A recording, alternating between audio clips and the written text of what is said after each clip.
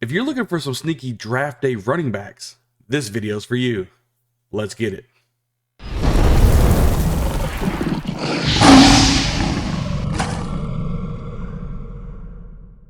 All right, guys, if we're talking about getting sneaky, that means you may want to draft some high-touted wide receivers at the beginning, maybe like a Jamar Chase or Jefferson, or one of these really high guys. Stack them up 2, 3 for the first couple rounds, draft these wide receivers, and now we gotta find these running backs that could be a little sneaky towards the middle to back into this draft and say, hey, look, I've got all these stud wide receivers. I may even have a stud quarterback, but I went late, pretty much a no running back situation.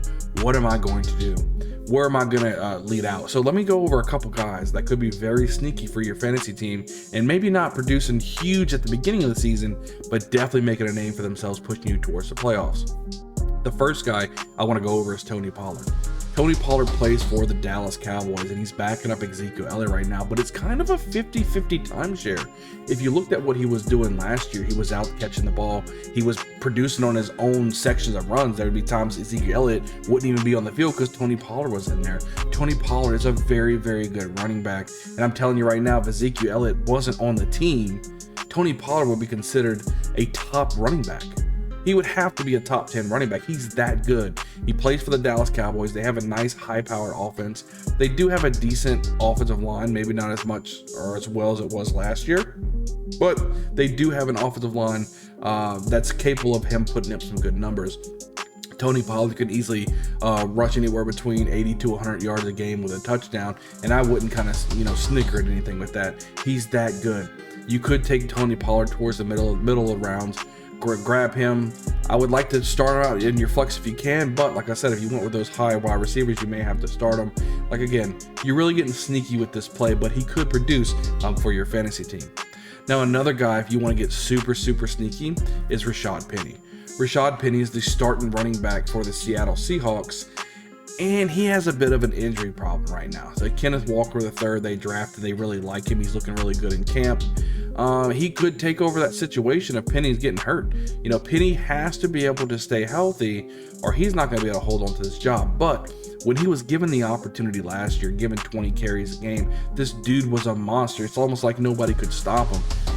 Rashaad Penny could be a really good option for your fantasy team, somebody you could take later on in the drafts and produce some really good stuff with it. Again, if you're taking these high wide receivers and you want to grab a running back later, he could be somebody you could look at. Now, if we're going to go into our next running back, let's talk about the rookie James Cook.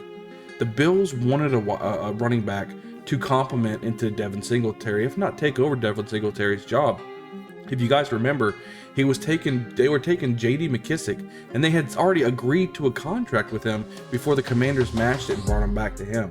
They were going out to look for a pass-catching running back to have a role in this offense. Why else would they go grab J.D. McKissick? So since they couldn't get McKissick, what did? They went to the draft and they drafted Dalvin Cook's brother and James Cook. James Cook has a very, very good pedigree coming from Georgia. He can catch the ball out of the backfield. He's got the good running ability. He could be special in this offense. And if you don't be too careful, I wouldn't be surprised if by the end of the season, he takes over Devin Singletary's starting role for this offense. He's somebody you can get towards the end of the draft. Nobody's really thinking about him, and he could be a very sneaky play for your team. Now, the last guy we're going to talk about is somebody that I kind of feel is getting a little disrespected. He was on the tops in running backs last year, and that's Cordarrelle Patterson.